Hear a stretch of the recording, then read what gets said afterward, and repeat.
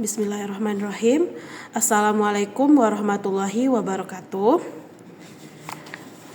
Baik, saya Yulvia Riza Nursalbi, NPM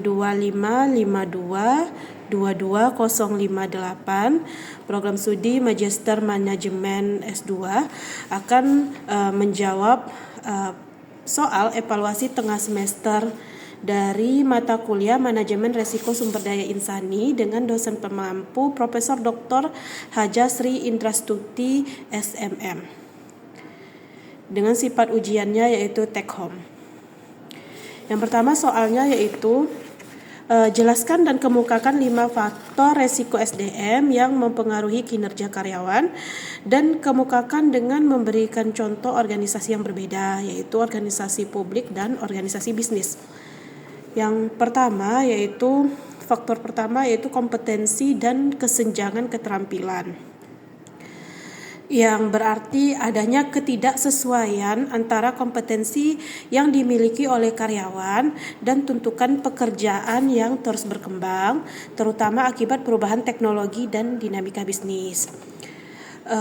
Untuk contoh di organisasi publik itu adalah pada instansi Disduk Capil, di mana Disduk Capil ini kan menerapkan sistem EKTP yang berbasis digital. Namun masih banyak ASN yang belum mampu mengoperasikan sistem baru tersebut gitu. Sementara mengakibatkan dampaknya itu pelayanan publik bisa terlambat, antrian pembuatan EKTP-nya pun menumpuk sehingga menjadi keluhan masyarakat. Resikonya itu dari kejadian itu mengakibatkan rendahnya kepuasan masyarakat terhadap pelayanan pemerintah.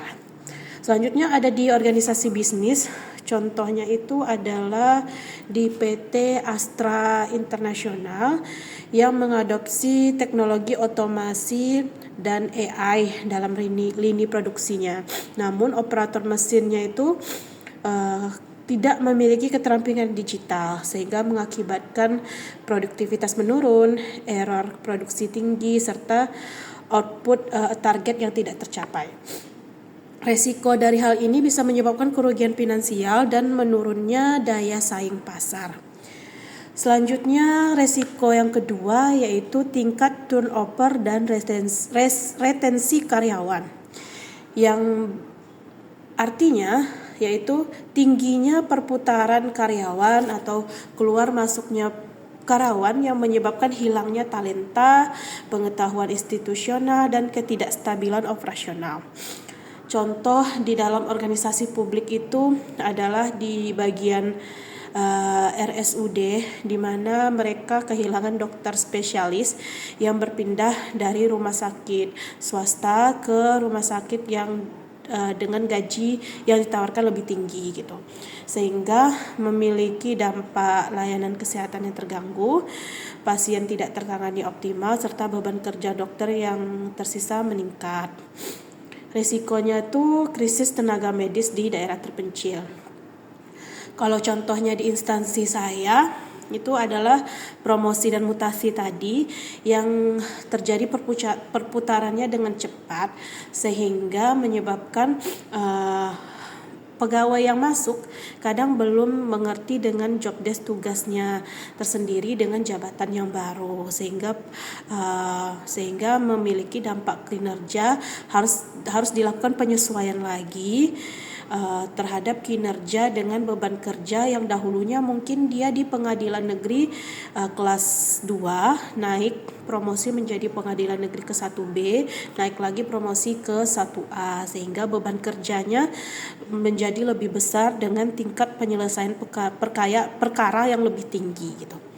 Di organisasi bisnis itu contohnya ada teknologi startup seperti Gojek ataupun Tokopedia yang mungkin kehilangan developer senior karena direkrut oleh perusahaan multinasional dengan kompensasi atau gaji yang lebih tinggi, sehingga menyebabkan proyek pengembangan kompetensi atau produknya terhambat. Knowledge atau transfer ilmunya juga terputus dan menyebabkan kehilangan kompetitif dan inovasi produk. Selanjutnya yang ketiga itu faktornya itu adalah motivasi, kepuasan kerja, dan employee engagement, yaitu rendahnya motivasi dan keterikatan karyawan terhadap organisasi yang berdampak pada produktivitas, kreativitas, dan komitmen bekerja. Dalam organisasi publik itu contohnya ada di instansi yang karyawannya itu merasa tidak diapresiasi pekerjaannya dengan tidak adanya jalur karir yang jelas gitu, sehingga bekerjanya itu seperti hanya rutinitas tanpa adanya inovasi gitu. Kalau di tempat saya gitu kan, juga terkait dengan promosi mutasi tadi, dengan tidak adanya kejelasan jenjang karir gitu menyebabkan karyawan tadi itu menjadi cenderung pasif dan tidak ada perubahan gitu. Dalam organisasi bisnis itu contohnya ada di bank swasta, di BCA, di mana ada perbedaan divisi, dan divisi back office yang merasa jenuh akibat pekerjaan yang repetitif, berulang, dan tidak mendapat pengakuan dari manajemen, sehingga menyebabkan dampak kinerjanya itu terjadi tingkat kesalahan mungkin dalam transaksi, dan juga pelayanan kepada nasabah menurun serta produktivitasnya menjadi rendah. Resikonya itu terjadi penurunan kualitas layanan dan reputasi perusahaan itu tersendiri. Selanjutnya yang keempat itu ada faktor beban kerja yang berlebih dan burnout gitu. Di mana kondisi karyawan itu menanggung beban kerja yang melebihi kapasitas yang berujung pada kelelahan fisik dan mental yang serius gitu. Contohnya di organisasi publik gitu kan, contoh di pengadilan ini sendiri gitu kan, tugas dari panitera pengganti gitu, selain dia mendampingi para hakim untuk bersidang gitu, yang bersangkutan juga harus membuat berita acara, juga harus membuat penundaan sidang, dan juga diribetkan dengan administrasi seperti ampuh, zona integritas, serta administrasi yang lainnya. Dampak kinerjanya itu kualitas mungkin dari pekerjaan utamanya itu menurun akibat dari kelelahan tadi. Dan di contoh di organisasi bisnis itu ada di bagian konsultan di perusahaan besar yang menangani banyak klien sekaligus, yang bekerja mungkin lebih dari 8 jam sehari, mungkin bisa 14 jam sehari, yang di luar dari batas pekerjaan normal. Dan ini bisa menimbulkan dampak kinerja, kesalahan analisis laporan keuangan, dan mungkin juga bisa membuat keputusan klien yang keliru, resiko malpraktik, dan lain sebagainya. Resikonya itu bisa terjadi tuntutan hukum dari klien dan kehilangan kepercayaan dari pasar. Faktor yang kelima yaitu budaya organisasi dan kepemimpinan yang toksik gitu. Artinya lingkungan yang tidak sehat gitu akibat gaya kepemimpinan yang tidak baik, bisa disebut sebagai otoriter gitu. Terdapat komunikasi yang buruk dan diskriminasi itu, serta terdapat budaya yang akan menghambat pertumbuhan karyawan gitu. Contohnya itu di organisasi publik gitu, biasanya kita selalu bilang yes untuk setiap arahan ataupun pekerjaan yang harus dilakukan gitu kan, sehingga dengan adanya penerapan asal pimpinan senang gitu, karyawan takut menyampaikan ide ataupun kritik ataupun inovasi gitu, yang berakibat pada kinerja itu strateginya itu berbasis pada kepentingan pribadi gitu, bukan hanya untuk kepentingan publik gitu. Resikonya tuh pelayanan publiknya itu menjadi lebih lemah dan kepercayaan masyarakat terhadap pemerintah bisa runtuh. Dalam organisasi bisnis, dengan adanya budaya organisasi dan kepemimpinan yang tidak baik atau bisa dikatakan toksik gitu kan. Contohnya itu adalah perusahaan retail dengan manajemen yang sering melakukan tekanan psikologis, menetapkan target yang tidak realistis gitu. Harus adanya penjualan di luar dari tidak realistis, tidak normal gitu, sehingga tidak ada ruang bagi karyawan untuk menyuarakan keluhan. Dampak kinerjanya tadi, karyawan menjadi takut berinovasi, kreativitas mati, serta angka turnover-nya meningkat tajam. Resikonya terjadi krisis reputasi, penurunan penjualan, serta potensi konflik industrial.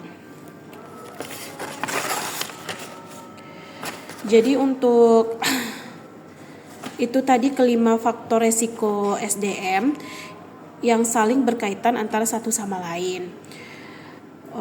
Untuk membangun strategi manajemen yang proaktif bisa dilakukan melalui pemberian pelatihan atau pengembangan yang berkelanjutan, sistem remunerasi yang baik, yang kompetitif, yang adil, kepemimpinan yang transformasional yang mensuportif daripada anggotanya, serta manajemen budaya beban kerja yang terukur dan budaya organisasi yang terbuka dan inovatif.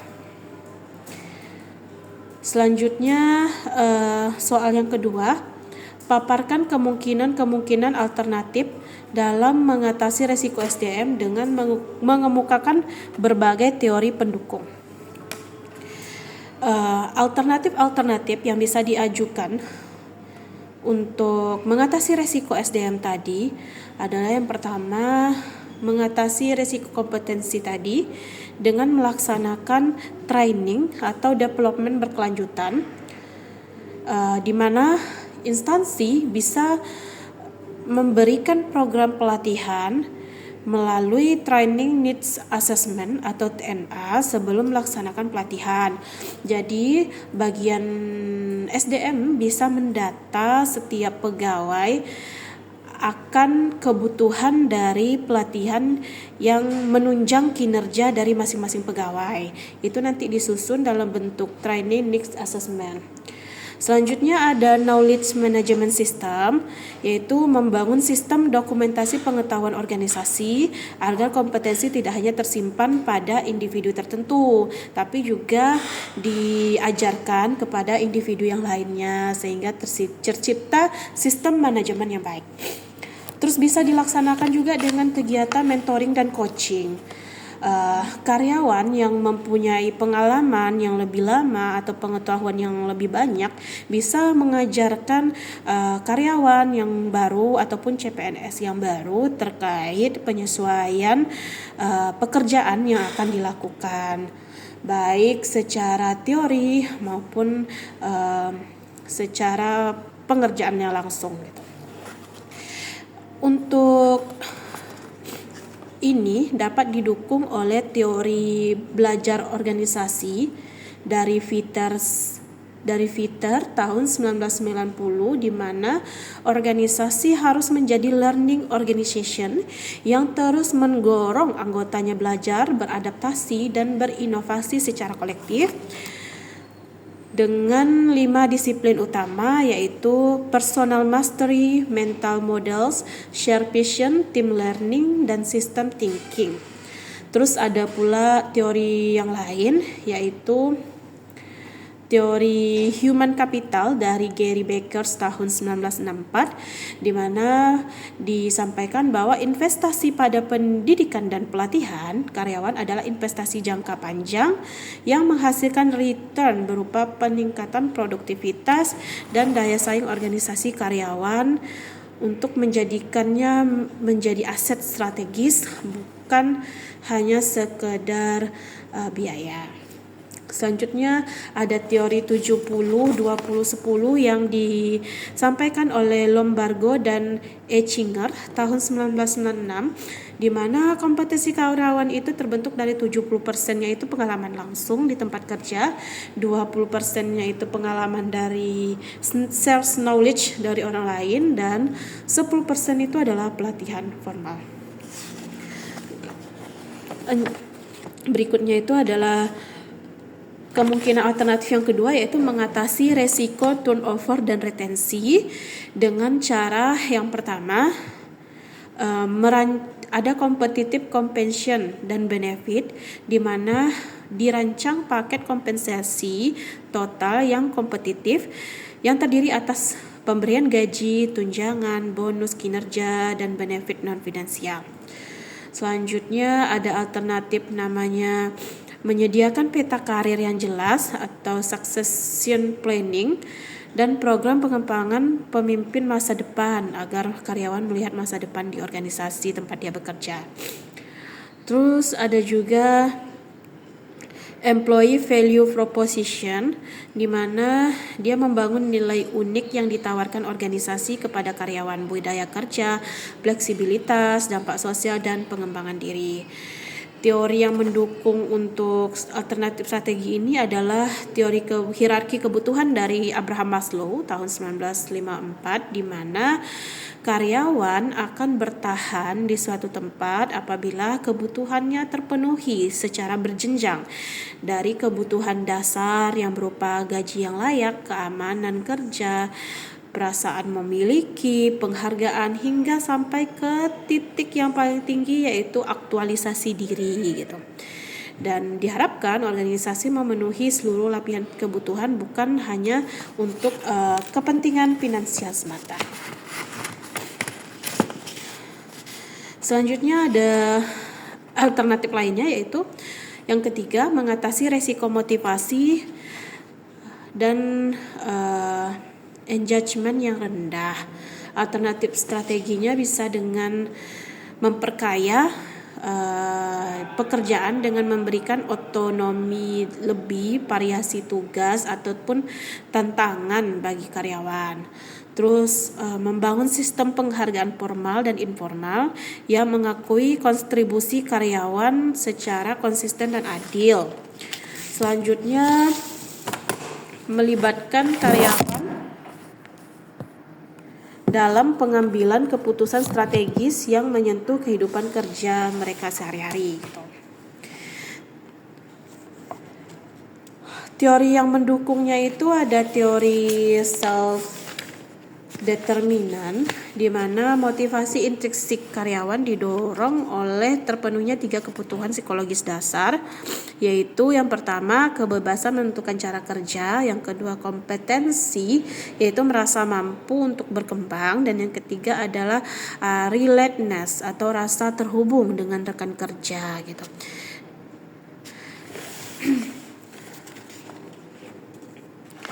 Selanjutnya yang keempat, yaitu mengatasi resiko burnout dan beban kerja berlebih. Alternatif strateginya itu yang pertama harus adanya distribusi tugas. Distribusi tugas diberikan secara merata sesuai dengan kapasitas individu, sehingga tugas tidak hanya diberikan pada individu tertentu saja yang dianggap mampu, tapi diberikan secara seimbang dengan memperhatikan kapasitas dari masing-masing karyawan tersebut dan tidak boleh berlebihan. Selanjutnya menerapkan skema kerja fleksibel, di mana sekarang ini di zaman sekarang sudah ada yang namanya work from anywhere ataupun work from home, di mana pemerintah menetapkan sistem kerja secara fleksibel, dan juga di dalam dunia pendidikan ada sistem perkuliahan secara hybrid dan juga secara tatap muka, sehingga lebih fleksibel untuk menjalankan aktivitas dari kegiatan belajar mengajar maupun pelatihan-pelatihan yang diselenggarakan oleh berbagai instansi. Terus adanya program kesehatan yang baik, di mana Perusahaan juga memastikan kesehatan fisik, mental, finansial, sosial karyawannya itu baik dan terintegrasi gitu. Teori yang mendukung hal ini itu ada teori dari konservasi sumber daya dari Stephen Hopewell tahun 1989, di mana karyawan termotivasi untuk melindungi dan memperoleh sumber daya, energi, waktu, kondisi kerja, status gitu. Dan burnout terjadi ketika sumber daya terus terkuras tanpa pemulihan. Diharapkan organisasi menyediakan mekanisme atau resource replenishment yang memadai gitu. Dan yang kelima, untuk mengatasinya yaitu mengatasi risiko budaya toksik dan kepemimpinan tadi dengan alternatif transformational leadership development, di mana adanya latihan bagi para pemimpin untuk menjadi role model yang menginspirasi, bukan sekadar mengontrol bawahan secara otoriter. Kalau di pengadilan tempat saya sendiri bekerja, untuk role model itu sudah ditentukan langsung dari pengadilan tinggi, di mana role modelnya ada ketua pengadilan yang dalam hal ini bertugas untuk memberikan contoh yang baik terhadap anggotanya. Bukan hanya sekedar tertulis, tapi juga secara nyata memberikan teladan terhadap etos kerja dan juga perilaku dalam kehidupan di organisasi ataupun instansi tempat bekerja. Terus harus diadakan organization culture transformation, yaitu melakukan diagnosis budaya organisasi dan merancang ulang nilai-nilai, norma, serta perilaku yang diharapkan secara sistematis. Dan selanjutnya harus ada rasa aman, membangun perasaan aman kepada bawahan gitu, sehingga bawahan dapat melaporkan perilaku yang tidak etis tanpa rasa takut dan pembalasan gitu. Untuk hal ini didukung oleh teori dari budaya dan organisasi dari Eggert Sein tahun 1985 yang menyatakan bahwa budaya organisasi terdiri dari 3 lapisan, yang itu yang pertama nilai-nilai atau norma-norma, yang kedua asumsi dasar atau keyakinan, dan yang berikutnya perubahan budaya yang sejatinya harus menyentuh lapisan terdalam, bukan sekedar simbol di permukaan gitu. Dan juga didukung oleh teori keadilan organisasi, dan di mana karyawan mengevaluasi keadilan dari 3 dimensi, yaitu keadilan hasil, keadilan proses, dan keadilan perlakuan interpersonal.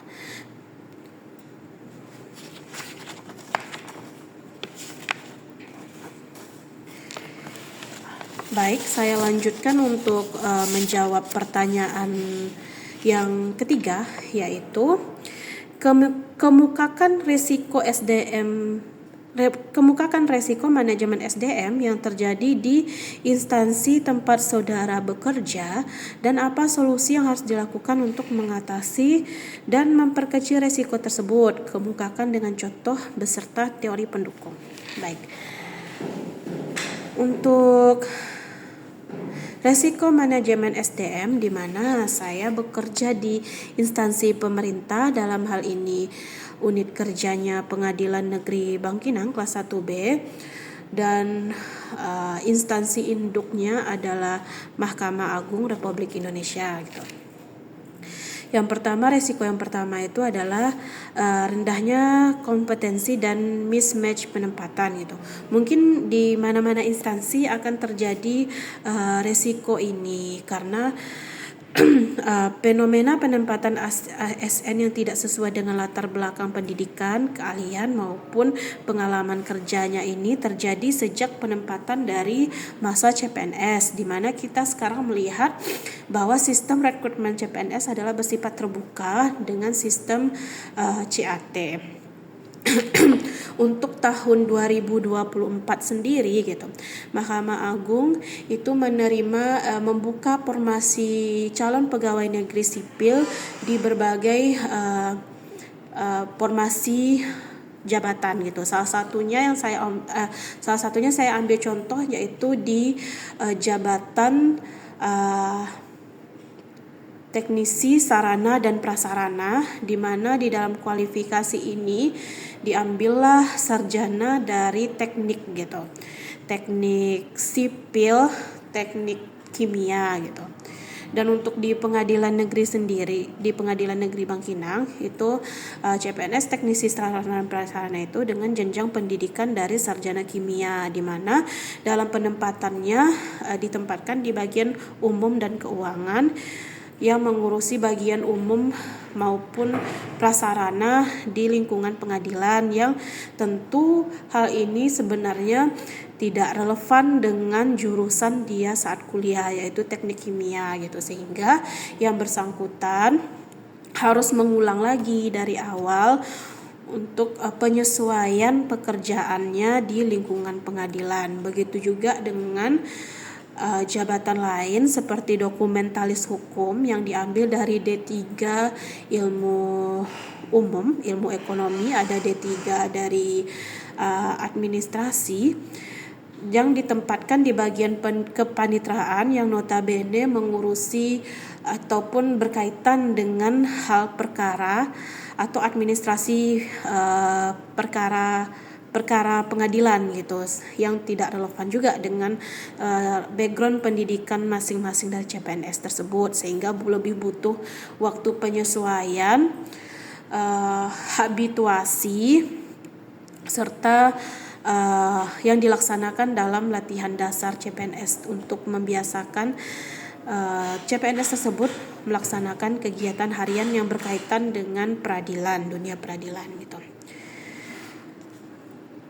Solusi strategisnya itu mungkin yang pertama yaitu adanya implementasi sistem merit secara konsisten, di mana rekrutmen, promosi, dan mutasi ASN harus murni berbasis kompetensi, rekam jejak kinerja, dan kualifikasi, bukan hanya terafiliasi secara politik gitu. Terus adanya pemetaan standar kompetensi setiap jabatan secara detail dan menjadikannya dasar seluruh keputusan manajemen SDM. Dan juga solusinya selain itu memberikan asesmen kompetensi yang berkala. Jadi setiap ASN itu menjalani uji kompetensi periodik untuk mengidentifikasi kesenjangan dan merancang program pengembangan yang tepat sasaran, serta mungkin membuat analisa jabatan dari masing-masing pegawai ini untuk ditentukan training need analysis yang tepat gitu untuk pelatihan yang dibutuhkan oleh masing-masing karyawan. Teori yang mendukungnya itu ada teori person job fit dari Edward tahun 1991, di mana kesesuaian antara karakteristik individu dengan karakteristik pekerjaan merupakan prediktor terkuat terhadap kinerja, kepuasan, dan retensi karyawan. Ketidaksesuaian atau misfit mengakibatkan rendahnya produktivitas dan tingginya stres kerja. Selanjutnya ada budaya birokrasi dan resistensi perubahan, di mana kalau di instansi saya itu kita kan pegawai dituntut untuk melaksanakan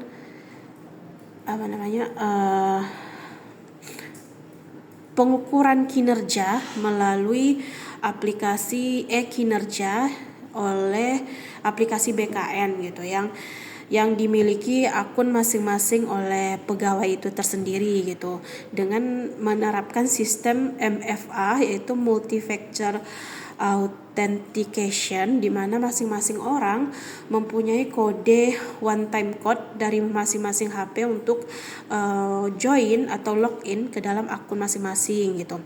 Cuman MFA ini juga ada di aplikasi dari Mahkamah Agung sendiri, yaitu aplikasi Simari gitu. Cuman dalam prakteknya masih banyak yang memang melaksanakan kinerja ini dengan dibantu oleh orang lain, tidak mengerjakannya secara sendiri, sehingga kinerjanya tidak terukur secara real gitu.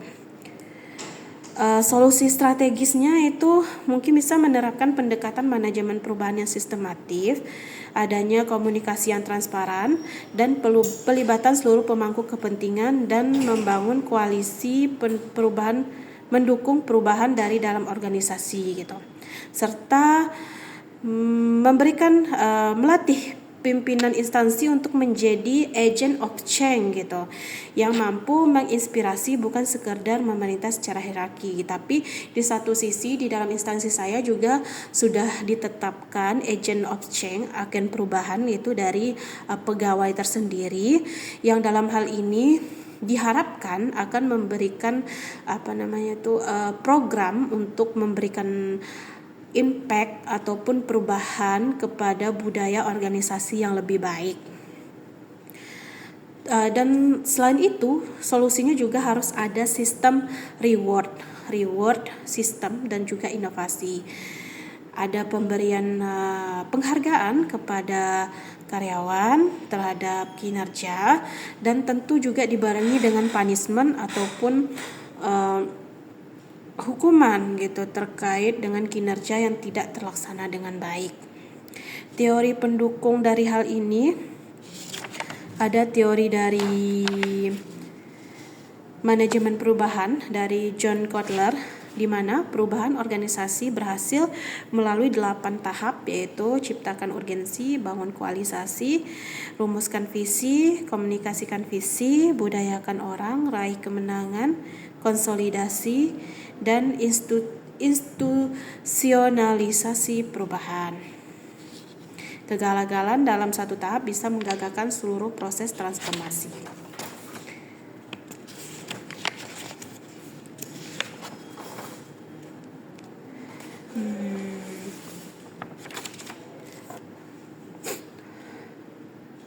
Selanjutnya mungkin ada tentang rendahnya motivasi dan produktivitas ASN.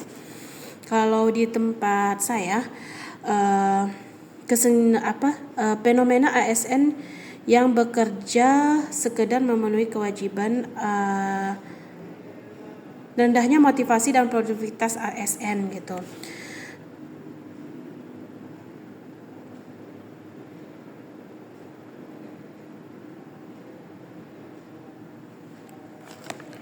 Di mana di tempat saya itu kadang karena tuntutan pekerjaan kita sudah banyak gitu, dan sudah